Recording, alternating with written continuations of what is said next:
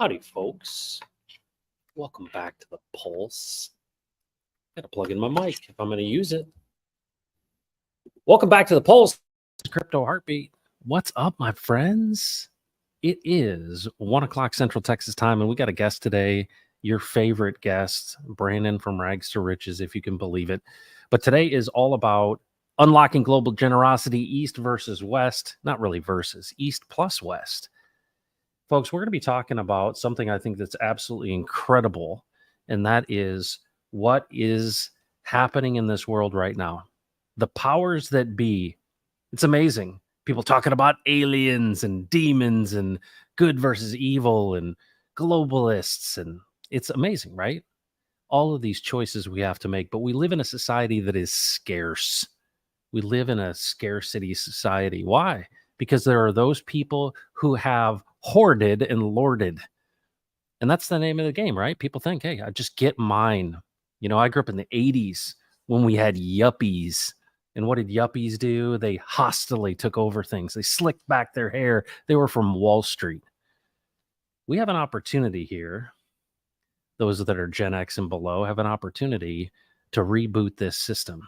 And how amazing it is that in this era, in this time, that we have the ability to rewrite the rules.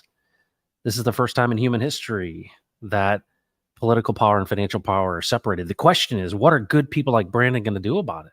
Are we actually going to address these issues at a systemic level? Are we going to usher in an era of abundance? Are we going to unlock global generosity? Well, we know that if it were up to our own hands, we'd probably be unsuccessful, but we recognize that there is a creation and it is abundant. We're going to align ourselves with that. But today, we're going to get Brandon's thoughts on this and a bunch of things in crypto news, plus just everything wrapped up into one, because there's a lot that I want to ask him about. And he's your go-to guy, right? If you're subscribed to Dollar Riot, you know he's your go-to guy. So we're going to be asking him about a bunch of stuff. But folks, Epic Stream incoming. Let's bring in our guest.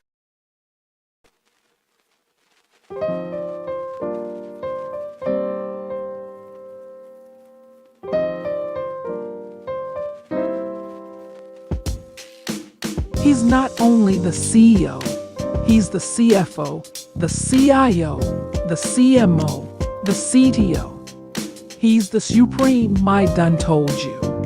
He's the mayor of Sassy City, the commander of couch cushion maintenance. In the islands, he's known as Kinkamaya Maya. He's my ace in the hole, my kid Creole, my Bob doll. He's not internationally known, but he's known to rock the microphone. Ladies and gentlemen, the gentle, ginger, giant, genius, and the professor of potent pontification, Brandon from Rags to Riches.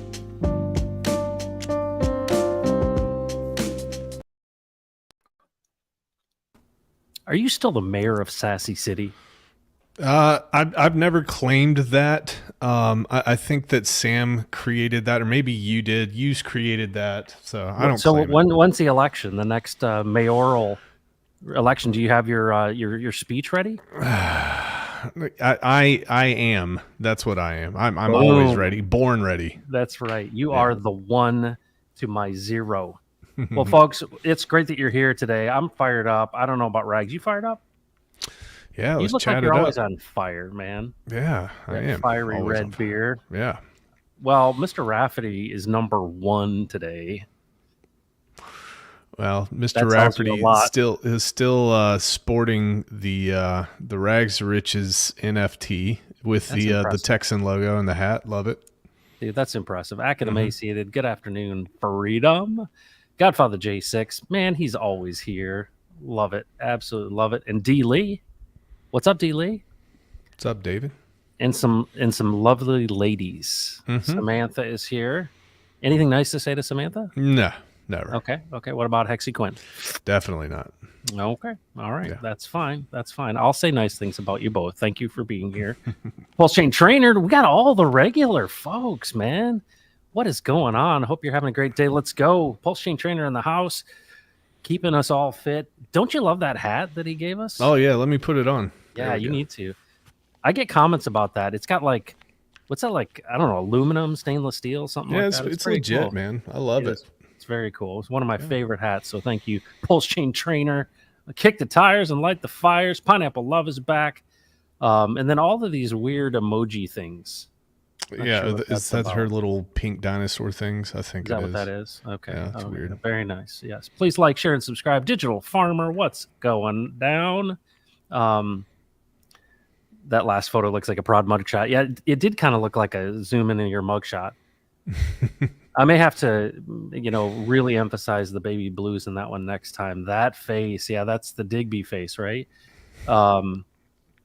Fantastic. OG day 1. Did you catch the Texan tailgate this Sunday?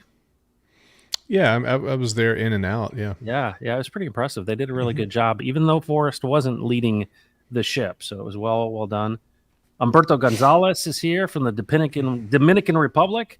Ronald, good to see you. NT Fryer and Ryan. What's going on, Ryan?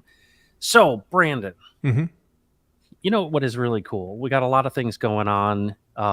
It's like we are functioning around the clock here. We've got the Texan token here in the West, and we've got Ophir Crypto in the East. And there's a lot that's going on with our building. Would you say anything you would say to folks to the fact that we're still here and we've been here through the whole bear market and we're continuing to build? I know you got a little excited earlier today. Yeah. I just I think it's important for people to realize that I don't think, Matt, you and I subscribe to the traditional way that crypto kind of shills or gets people pumped up. I think that we like to actually have something to show before we actually talk about it. Yep. So, I think it's important for people to realize that there is a lot going on behind the scenes, and you will be made aware of these things once we have something to show you, instead of doing it the other way, which I think most of crypto does. I don't like it that way. Yeah, I don't either. And I like to be, I like to share the excitement. We had a really cool call with the team this morning, and I'm really fired up. And one of the things that I think you got to relate to is the fact that, things get refined in the crucible, right? They get, you heat things up and they get refined like fine gold. And, people are struggling right now, obviously in the bear market, eating each other alive. And I'm constantly wanting to remind people, like, this is it, right? Necessity is the mother of invention. I was, looking at the market right now, and people don't want to really talk about it because, but there's a couple of huge things that have happened recently that I want you to comment about. Yesterday, Visa announced a partnership with Solana, and PayPal obviously released their stablecoin, which is connective tissue to all kinds of retail opportunities. How do you see those two things as it relates to the future of adoption, which we know directly relates to the price as new people join crypto? Well, I think if you have these organizations that have thousands and thousands of people employed, that they can pay to research and they can pay to make predictions about the crypto market, when you see these major companies like Visa get involved in crypto in the worst bear market imaginable. Yep. I think that should give you quite a bit of encouragement moving forward, because they're not going to. You got to understand, it's dollars and cents to them. They're not going to spend hundreds of millions or billions of dollars just to make other people feel good. It's like profit is the lifeblood of a company, so they're betting on the future, and they're building right now in the bear market. And anything that you hear from crypto Twitter otherwise is probably just it's FUD, and it's just background noise. So pay attention to where these people are spending their money. Absolutely. Well, what about PayPal? What is it? PYUSD. What are your thoughts there as far as PayPal extending?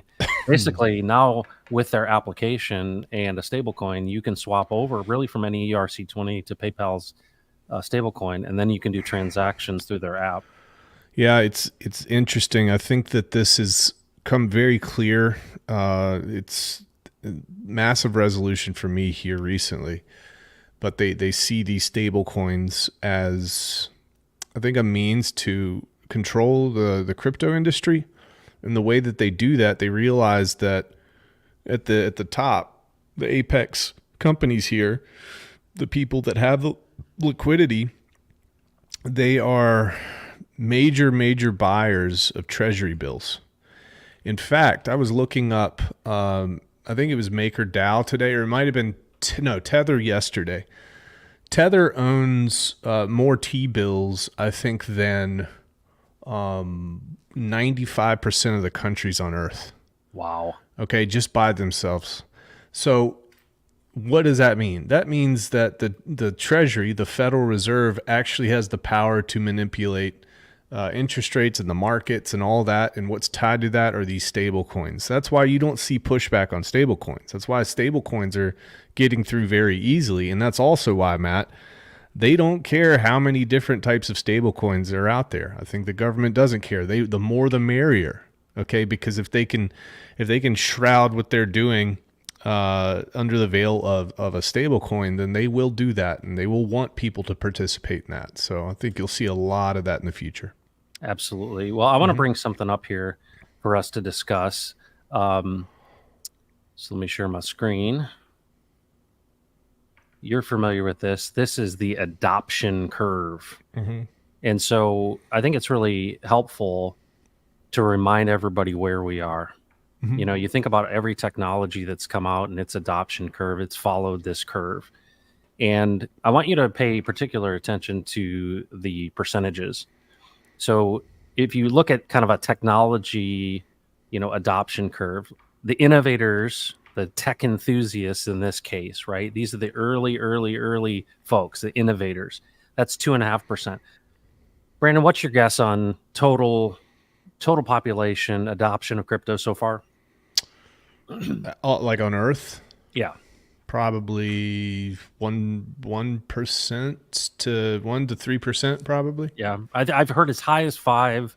I've heard 3 to 4, something like that. Yeah. It's not really known, but it's small, right? It's under 10%. And if you think about this adoption curve and you think about, well, what is really going to drive growth? And we know Metcalfe's law. Well, when I look at these indicators, BlackRock ETF, which that also could have some challenges with it, but PayPal, Visa, these are big players, and they, like you said earlier, are investing in crypto, right? This is coming. The big boys are getting in, but this is the beginning, and here we are at the bottom of the market. What does it look like when, let's just take this pragmatists, right? Let's not even talk about the conservatives. As we get to 50% adoption, 34% early majority, that's still considered early in this curve. What does crypto look like when it goes from 4% to 40%? I mean, that's really what we're talking about. And, I don't know what period of time that's going to take, but if you look at when these things get started as far as adoption, they pretty much go parabolic because something has changed in the market that has opened up regular people to it, right? You know how difficult it was. I remember, the internet before domain names. I mean, you had IP addresses.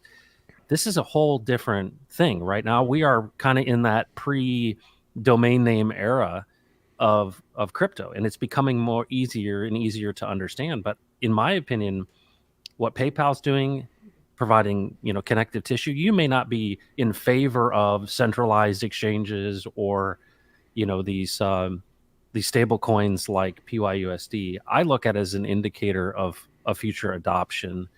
This really paves the way. If Visa is going to get involved, we know that Twitter and X is going to get involved, and we've got PayPal involved. Isn't that bullish to you? That's bullish to me. Yeah, I think we're going to see. Well, I keep thinking about this. Everybody thinks that you just wake up one day and the whole world's changed, and it's not that way. It's slowly over time, but then suddenly you wake up and you're like, wait, how'd we get here? And I think that's what you're going to see with this. I was reading an article today, and they're talking about the digital ruble in Russia. Yep. And they were basically making the point that traditional banking is going to be completely different, even though the underlying system and structure is still there. It's still like the Federal Reserve is still controlling interest rates, this or that. But most of the economy is going to be autonomous beyond that. And, AI, they talked quite a bit about not actually having a human be involved in 85 to 90% of any sort of finance or transaction here in the next 10 or 20 years. It's all going to be automated. It's all going to be algorithmic, all risk-based, all kind of thrown in there. Underwriters are going to be the thing of the past. So this is, I don't know what it looks like in 20 or 30 or 40 years, but I guarantee you that it's going to be significantly different. And certainly in 40, 50, 100 years, who knows what it looks like. But yeah, man, we are there right now. We are living it. We are going through this transitionary period. Yeah. Well, I often talk about, what really is money and how, nothing really exists out of the creative ability that you have, right? That money ends up being a proxy for your labor, right? And if we just distill it down to your labor in one form or another, ultimately has a representation in money. And I think the thing that I want to encourage people with is the fact that you've decided to place some of yourself into a contract, whichever contract that ends up being. And of course, if you don't ever touch it, it's going to go up and down. We know that. But if you look at the adoption curve and you look at the future is, a lot of people in Hex will talk about, rewarding your future self or paying your future self. Well, that's crypto in general too, if you're willing to hold. Because if you understand that that's a proxy for your labor, you may be down 90% right now. But what is the trajectory of this as an asset class?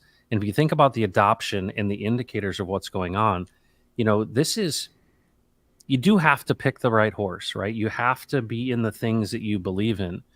But I don't believe that the value of the proxy for labor that you've put into contracts is going to be wasted ultimately, unless you've got a bug or a rug pull or something like that. But for the most part, these things are storing value. And the future of this, depending on when you decide to get out or to utilize that value, is that it's being placed in areas it's never been put before. And that to me is really exciting because we're building essentially, some call it a digital nation, but this changes the paradigm because if the centralized players are in control of it, you're essentially putting this away for a rainy day. And there's just too many people likely to get in and too many ways in which that value can then be utilized. I just look at PayPal and most people don't want to talk about it, but PayPal to me, if you think about this, prior to PYUSD, and I'm not saying I'm a fan of the contract, but prior to that, if you had Hex and you wanted to buy something online, give me a list of the places that you can buy something online with Hex. Maybe like 5 or 10 places, not right. many. I'll wait, right? You might get out of Ohio, you might get a mattress. Mm-hmm. Or you could go to Hexagons, of course. They might be interested in doing something for Hex. But now, if you can swap an ERC20 of Hex or any ERC20 for PYUSD and then buy something through the PayPal app that's connected to you to any place PayPal is accepted. You know how many places PayPal is accepted?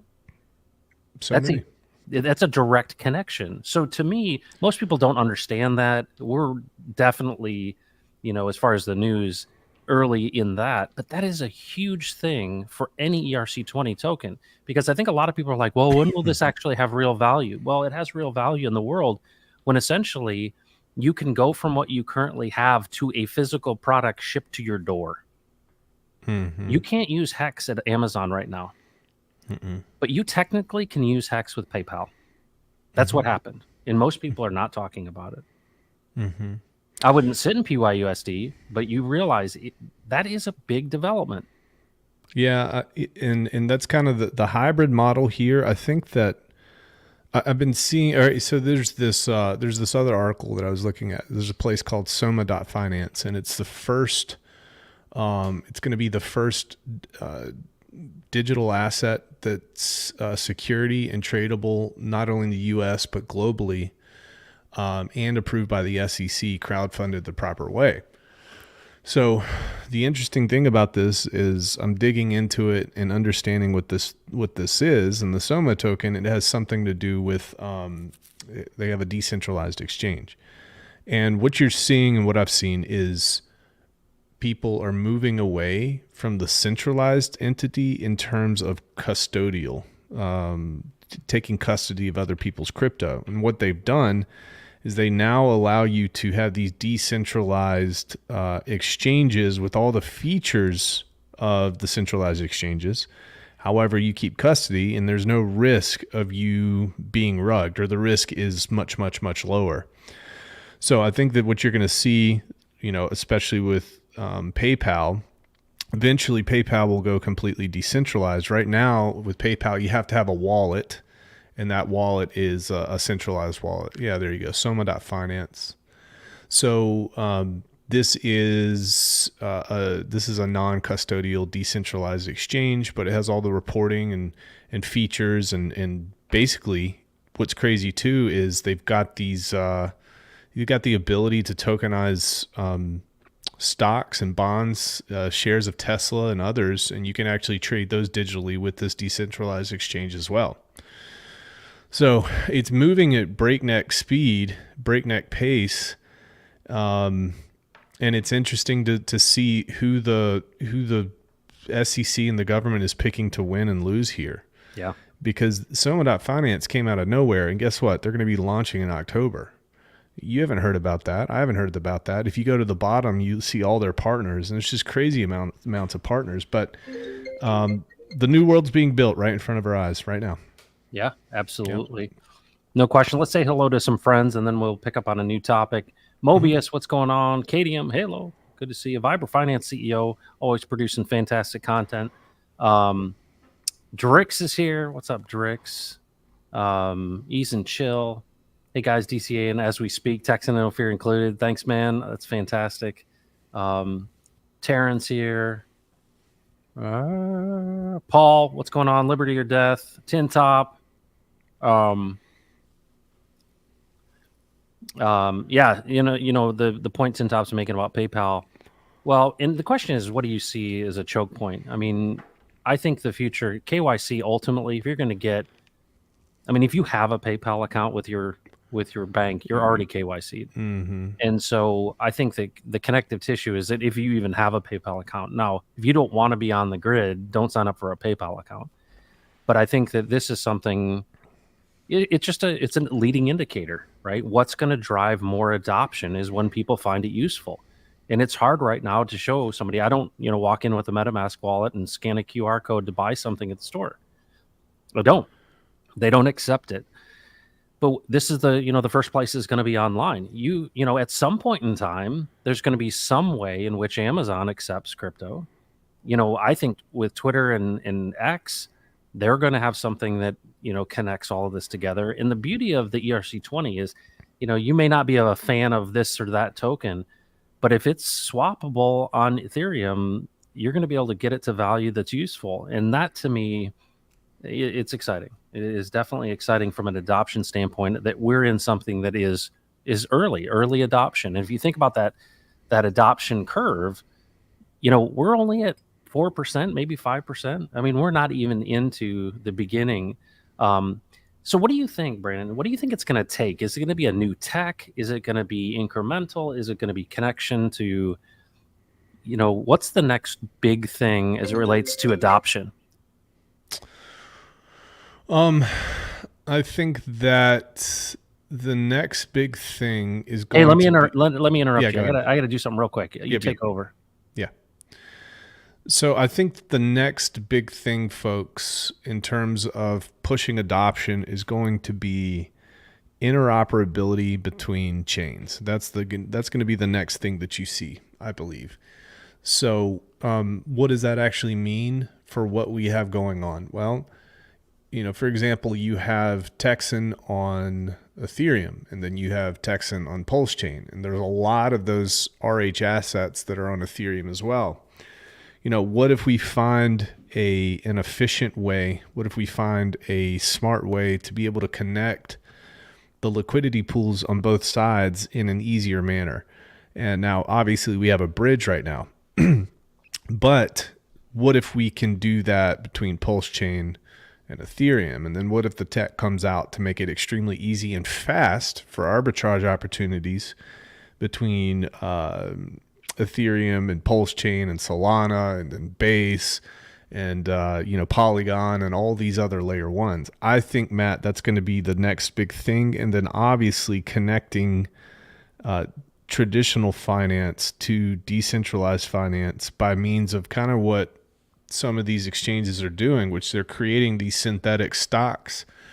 They're wrapping the value of a stock from the stock market onto the blockchain and making it very easily tradable. So just decrease friction is what's going to continue to make this curve up very rapidly in terms of innovation and users. Yeah, totally. Yep. Well, let me also mention, I would be remiss if I did not mention Pulse Chain Training. You can use a number of cryptocurrencies, including Texan out of Houston, if you want a gym membership or personal training. River Oaks Gym for the win. Thanks, Pulse Chain Trainer. One of the first. Supporter. He's the guy that gave me this hat too. Fantastic. Hex Monkey, what's going on, dude? AJ Rip City Hex in the house. Hex on time. We see riches from working man before super riches pass laws to tax the hell out of us. Power to the people. Amen to that. So let's transition to that. That's a good transition here. When it comes to, DeFi in general, one of the things I'm super cautious about is this incrementalism, where people think, well, we just need to mimic the, legacy finance stuff. And a lot of people will get into bed with these partners, right? And of course, I think that that's what, centralized parties want, is rather than having a CBDC in the States, just, basically just own USDC, just control the people who control the stablecoin now and have a de facto one. I'm not a big fan of that. I know you're not a big fan of that. What we're doing and what we're working on, what do you think the implications, or what is it going to take in DeFi, especially in the Pulse chain, for it to be viable as an alternative? The first thing that you need is users. If you don't have users, you have a ghost chain. Well, what attracts users? Innovative products on Pulse Chain. And then what also attracts users, power users, maybe bigger institutions, this and that. Well, that's liquidity. Yep. Where are we going to get that liquidity? Now, I think that I've said this many times and people take this for granted, but I think we're very fortunate in that a lot of the Hex folks were made very, very wealthy with Hex. And then a tremendous amount of that money, not only from the community, but from builders' pockets, has been poured back into building Pulse Chain. And that's a completely different model than what we've seen with any other layer one out there, because it's all VC backed. Okay. And there's different rules that you have to play by, and everybody has these huge expectations. This way, I think this is more market based. And I really, really like that, Matt. And I think that it might be slower to go at first, but I'm a firm believer in freedom, in innovation, in uh, unlocking the true creative ability of people who are motivated by a free market. And I think that's what's going to set us apart in the long run from all of our competition. And also, I think that's what's going to attract other people to this chain. And saying, hey, these guys aren't like other people. Hey, these guys have really, really cool, innovative products. Hey, there's tons of liquidity here. These are the things that are going to make Pulse Chain attractive. And I think even though we might start off slower, I think in the long run, we're going to win the race in a big way. Yeah. Well, and if this adoption continues, we got to remind ourselves the Pulse Chain is Ethereum 2.0, right? Like, let's not fool ourselves. This is not just some random layer one. It's a fork of Ethereum. And so all the benefits are there. And yeah, it's a matter of, I don't know that the narrative of the world's largest airdrop really, it kind of fell flat in some respects, but we're still in this period of time where people are really struggling, prices down and everything. I think a catalyst is coming. We know obviously that the halvening of Bitcoin potentially in April is a significant move. I feel like the new year, January 1, is a really important time. What do you think as far as people getting ready? Because we've seen a bottom in Bitcoin quite a while ago, and we've seen in the past how these cycles work. With all of the things that are on the horizon, with these leading indicators, plus potentially what BlackRock's doing, wouldn't you say, like, this is the key time because things are so down 90% that we've got to be seeing some light coming? I'm thinking around January 1st is kind of the beginning of that. What's your sense? My sense, okay, I see what they want me to see. I read the news articles, and you and I report on this stuff every day. And I see the expectation of crypto, Twitter, and the expectation of people in the industry. And they say, it's coming back January 1st here in the next 6 months or so. I want people to be enthusiastic, and I want to be optimistic about that happening, but I also want to temper expectations a bit, folks. And there's a lot of stuff that's going on that we have to use our common sense about, Matt. And one of the things that I've been picking up on recently is the fact that inflation continues to go up.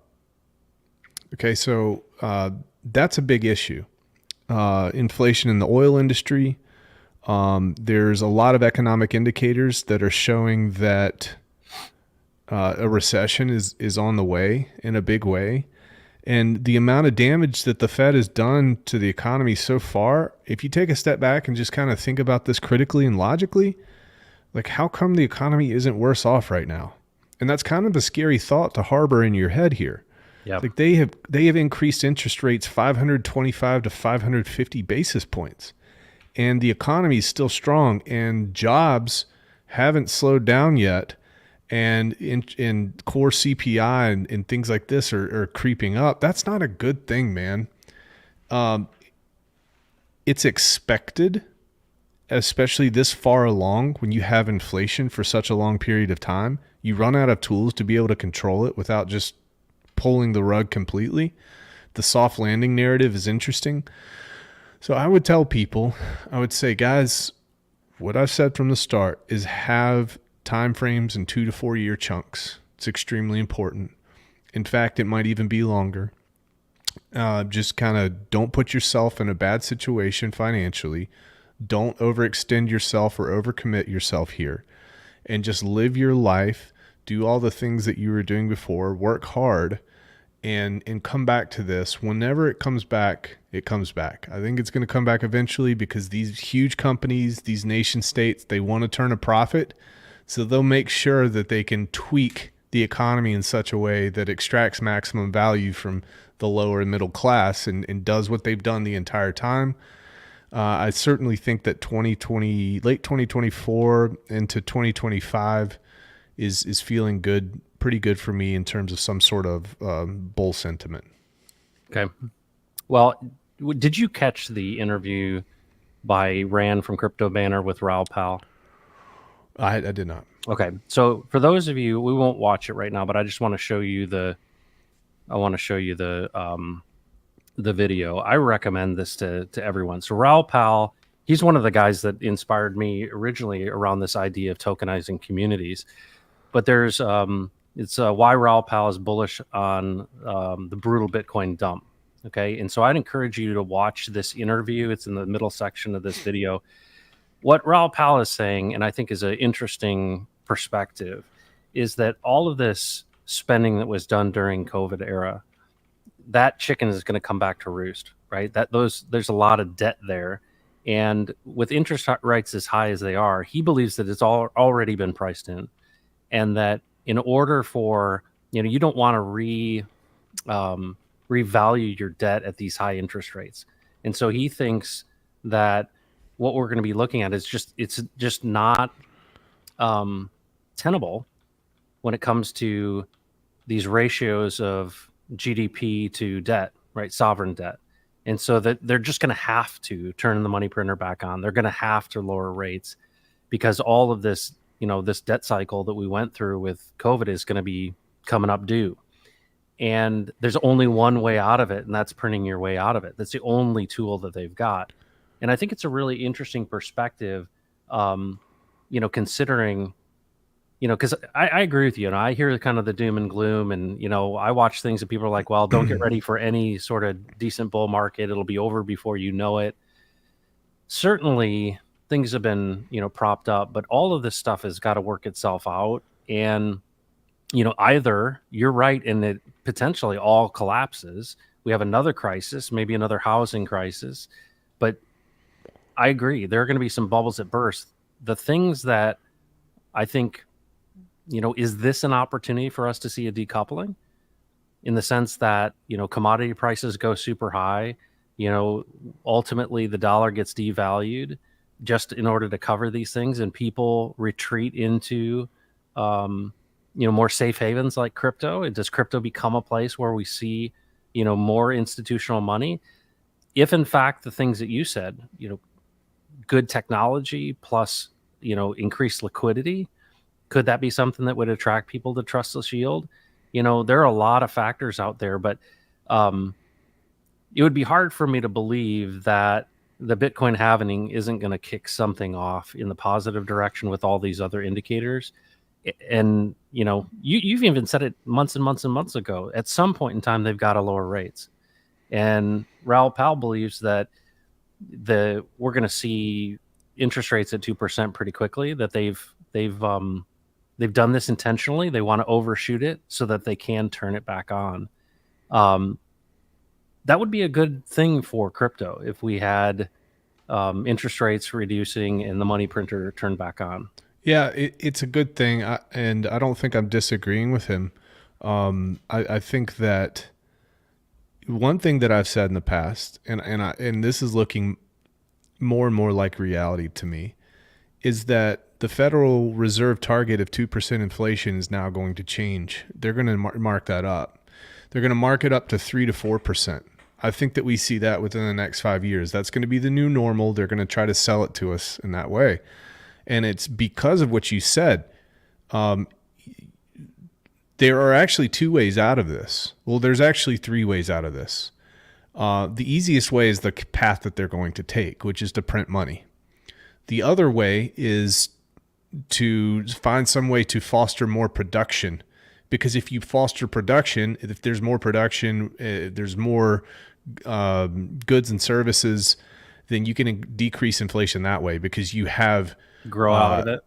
You have essentially you have the same amount of dollars chasing more goods and services. So that's one way to decrease inflation. The other way is the hardest way, which they will never do, which is to go back to free market capitalism. And that's gone. That's a thing of the past. That's a relic until it resets at some point in time. Or, the state of Texas decides to become an independent country and implement that, or those are the types of things that happen on the macro level, and they happen in decades and in centuries. They don't happen in 2 or 3 years here. So I think that ultimately inflation is here to stay. I think that, Matt, you and I have talked about this. I think that commodities are going to become a really big thing because they're real, they're tangible. Okay, your gold, your oil, your silver, your wheat, your natural gas, things like that. Real estate, I think that's going to be something it's real, it's tangible. You can go there, you can touch it. And I also think that's why BlackRock is buying up the market. They want to buy every single family home in America, and they are doing that in a lot of ways. And you wonder, you say, okay, how come the real estate markets in all these major cities are continuing to go up? Well, maybe it's when you read reports that BlackRock is offering 10, 20, 30% over market value this entire time. Okay. And they're propping up the markets. So there are 3 things that can be done. There's only one thing that will be done. That's to print more money. And I think our 2% inflation target is going to be increased to 3.5%, 4% over the next 5 or 10 years. Yeah. And that gets us out of the situation at least until the next bubble, maybe 2040, 2035. And crypto will do cool things when that happens, for sure. Yeah. Well, and if you look back at the last time things went well, right? Altcoin summer. And let's shift to kind of east-west conversation. You mentioned Texas independence. There's a conference coming up called TexitCon. TexitCon is going to be happening November 9th through 12th in Waco, Texas. We're going to be there. We're going to be planning a whole day. So we'll have a meetup. We'll have a seminar. That's on that Thursday, the 9th. Really excited about, getting people together. But that's another 1,000 people. They're going to learn and understand and know about the Texan token, for one thing. But here's the thing that's really interesting. We as a team are tokenizing communities. That's what we're about, right? The first one was the Texas Nationalist Movement. The second one was OFIR, which is these grassroots churches in the Philippines. There's amazing things happening in the Philippines right now because the team is having some incredible meetings with some really influential people. Unlike Texas, the relationships that the team in the Philippines has is significant with some major players in that community. And I look at this, Brandon, as we look at the landscape of the work that we're doing, right? We're forking Uniswap v3, having Freedom Swap. We're going to have an incentive token called Unifier. There are some other crazy things up our sleeves. But in addition to that, additional communities as we continue to tokenize. And to me, this infrastructure, if you think about what does the Texan token mean to the Texas Nationalist Movement, and what does it mean to Texans? Well, those are the people that know about it. But there's a future in which, things are not getting easier here in Texas, right? We're going head to head with the federal government over the border crisis. And it's getting so bad that even our Washington friends that represent us here in Texas are saying, hey, we may have to go it alone. You look up what's happening in Canada and Alberta. Alberta's tried to do it multiple times. There's a really good chance that happens at some point in the future, especially if things fall apart here. We're going to see more and more opportunities for communities who want to tokenize. But I said on a stream or two ago that I have this dream and vision that someday a nation, whether it be Texas or some other nation, will actually embrace DeFi as their new economic order, their new economic model. When you look at what we're doing and how we're bringing these things together, tokenizing communities and unifying these things, what's the main benefit for communities? What are the main benefits of DeFi as it relates to being able to have something that not only is true DeFi, but is also on something like the Pulse chain without centralized power? You get to choose what you want to do with your money, man. you get to have privacy. You have the choice, and the choice is being stripped away from us. We're being bled of those choices. We're being bled of, and it's not freedom, guys. It's really liberty. That's what this is all about. And there are trade-offs.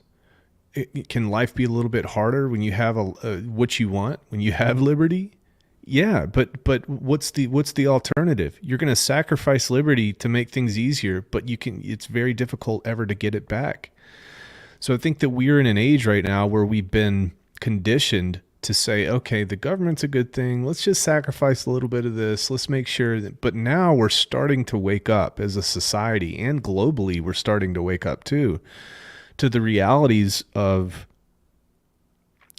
what human beings in centralized power and in bureaucracy, what they actually do on long enough time horizons. And Matt, so to answer your question, man, what does decentralized finance do? True decentralized finance, the ability to give people the choice what they want to actually do, and then not only that, but endorse that particular cryptocurrency, for example, have a choice to endorse that thing that represents their freedoms and their values and their principles and their ethics and their morals. That's huge, man. That says so much, that does a lot, and it scares the hell out of a lot of people who've been conditioned to say, that's wrong. It shouldn't be wrong to have liberty. It shouldn't be wrong to be able to make the choice that you want to with your own money. Should we be penalized, Matt? Should the developers of Tornado Cash be penalized because bad actors use their technology? That's exactly what happened. They were looking for fall guys. They're looking to make examples out of these people. Is that fair? I certainly wouldn't say that's fair, because there's been more damage done with the U.S. dollar at the hands of the Federal Reserve and the United States Treasury. Probably more damage than any time in history combined with the U.S. dollar in that system. Yep. But if good people use these things, and it's the Second Amendment debate too. Yeah. Okay, good people use this technology, but they're going to get harmed because the government says, no, we want control. How about the government, regardless of the technology that's out there, is they go do their job and they go punish the people who are doing the wrong things instead of punishing the people who are doing the right things. Yep. So it all ties together, man. I could keep going. No, absolutely. And yeah, John something, I'm here in Oklahoma. Okie token thoughts? Well, here's the thing that I think is incredible about this age that we live in. Anywhere that there's trust and anywhere where there is community can have a token. And, the way we've looked at it, right now, and this is subject to change, is the fact that if there are people who want to host and want to promote and want to be a part of their own token, what do? We utilize our endowment token contract for Texan and for Ophir, right? The names change. Obviously, the contracts change, but the core fundamental of it is to have staking and scraping to reflect an endowment that people can invest in their future. They can lock their tokens up to receive more. And because they have the scraping function, they have the ability to essentially stake longer. I think that, any state makes sense. I think any country makes sense. I think people groups, I think organizations, associations, religious groups, Native Americans, people group like the Native Americans, I think would be an absolute incredible group. And then basically said Native Americans, regardless of tribe, having their own token makes sense because they have a commonality and understanding. And, many people that watch this channel understand that I'm a fan of the scriptures. And it's over and over and over again talked about this idea of considering others in addition to yourself. Community and unity is absolutely critical. And if you think back into history, this idea that you would bring your excess into the storehouse so that those who are the wanderer or the alien or whoever could come. And when we've seen these cooperative models like this, not requirements, right? Not communism where you insist upon giving. There's something really powerful, and this is the whole idea of unlocking global generosity. Generosity only exists in the human heart. You're the only one that can dictate your own generosity. And that comes from you and you alone, because as soon as the state mandates it, it ceases to be generosity. right? It's a requirement. And there's something about people coming together. And so I just think of Native Americans because Oklahoma is represents that group in many ways. Think about a group of people saying, no, this is going to be our money. This is going to be our money. And what does it mean when people can come together? And let's say they chose an organization that most people could agree on. And they said, all right, it's a donation to this organization. We already agree with it. Just like Gem Effect for the churches in the Philippines, or just like the TNM for Texas. Well, what do they benefit out of it? We help them not only with the technical side of things and give them a contract that has all these great, capabilities, but then we also encourage people to give to them.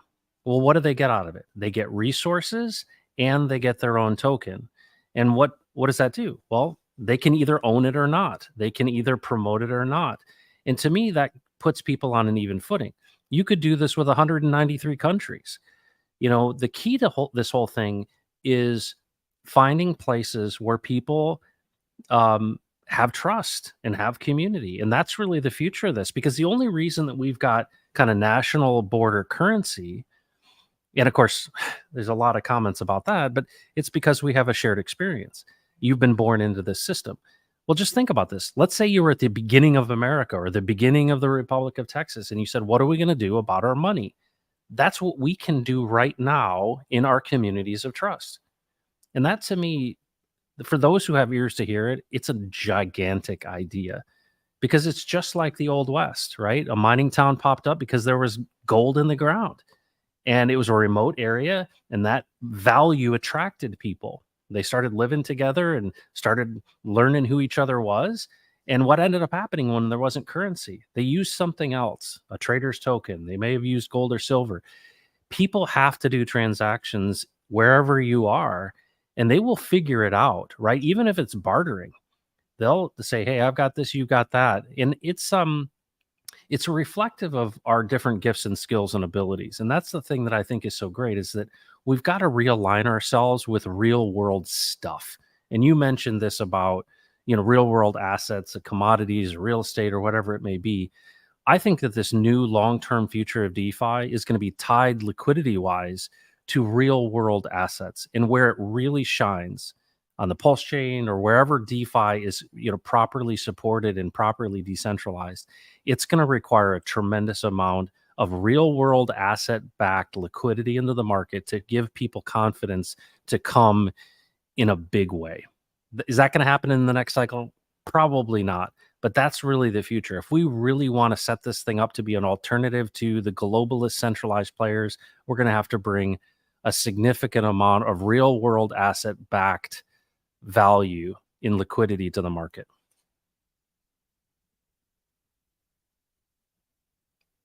You're on mute, buddy. Yeah, man, you can put those systems in place now. All right. And what you're going to find is that if we just allow these centralized authorities to keep doing what they're doing, it's going to play into our hands eventually. Yeah. It's because what has changed? What's changed over the past 60 or 70 or 100 years? Nothing's changed. The trajectory stays the same. In fact, it's gotten worse. So what can we expect to happen in the future? Well, the exact same thing, because nothing different has changed. What happened in 2008 with the Lehman Brothers? I'll tell you what happened. The SEC came in and they kicked everybody out, and they regulated the banking sector, and it changed things for the good forever. No, that didn't happen at all. The exact same stuff went into place. It was one guy who got prosecuted for all of that. One guy on Wall Street, one person that caused all that damage with all those, wrap subprime mortgages and all that sort of stuff. And they sit here and they beat Pulse Chain up, Hex up, and PulseX up, for example. They beat us up. For what reason? SEC, go do your damn job. We're talking about hundreds of billions and trillions of dollars. Okay, and you're going to come after this, and the charge that you come up with against Richard Hart is he misappropriated $12.1 million. Oh, Rags, $12.1 million. That's a lot of money. I'm like, not in the world that the SEC plays. Okay, that's extremely important. And to regular people, $12.1 million seems like a lot, but it's just not when you look through their eyes. So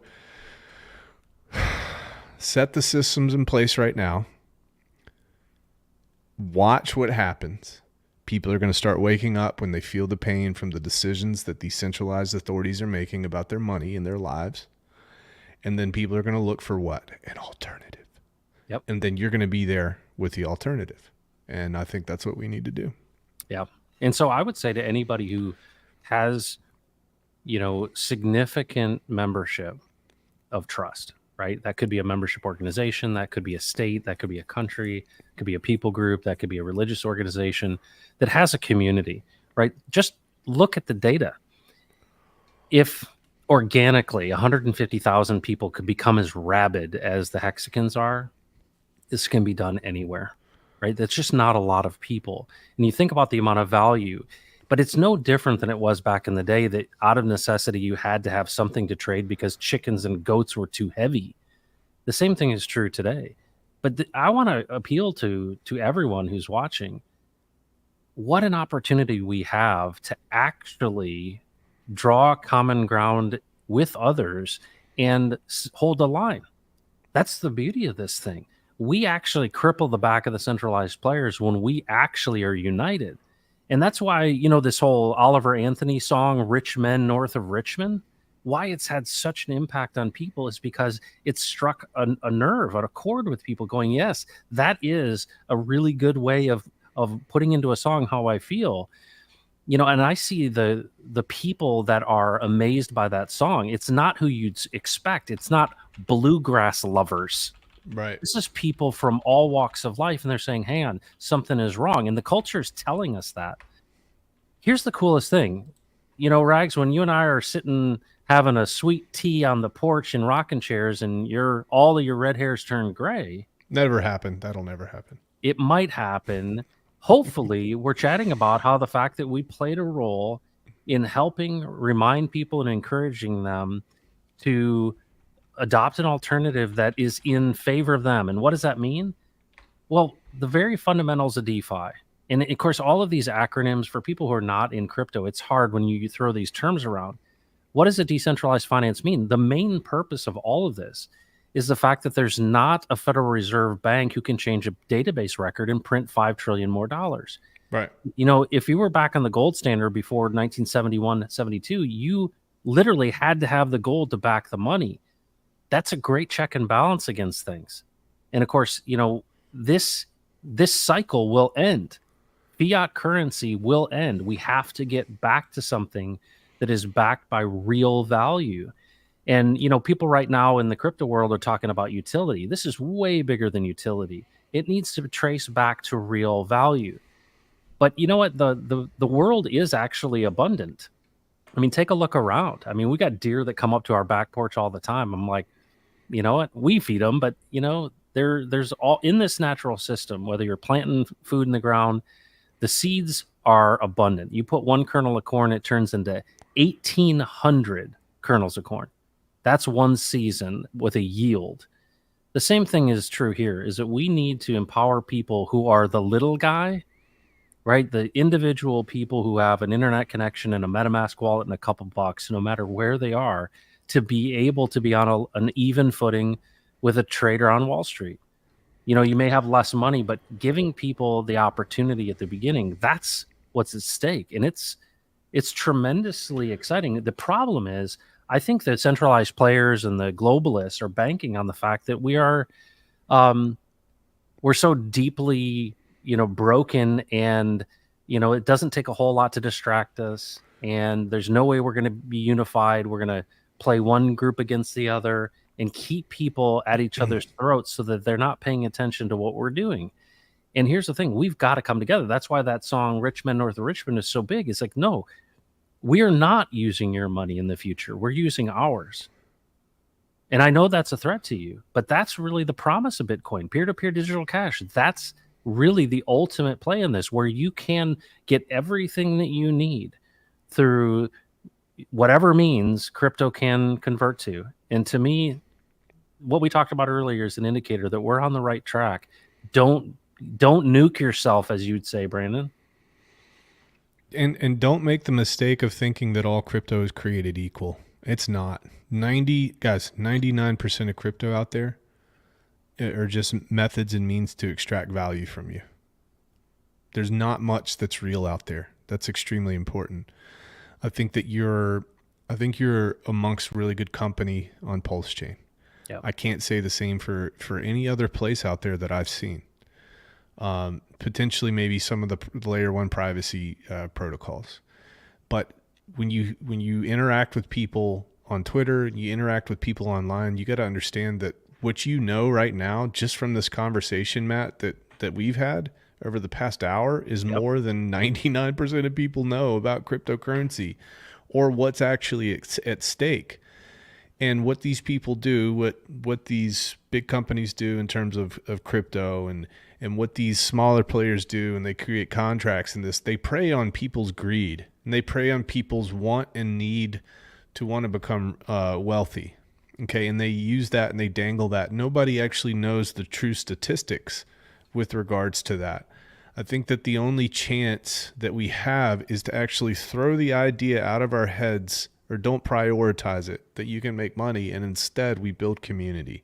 Yep. And I think that the result of building community and actually rallying around crypto as a means and a way to preserve liberty, I think that the result of that could increase wealth for people.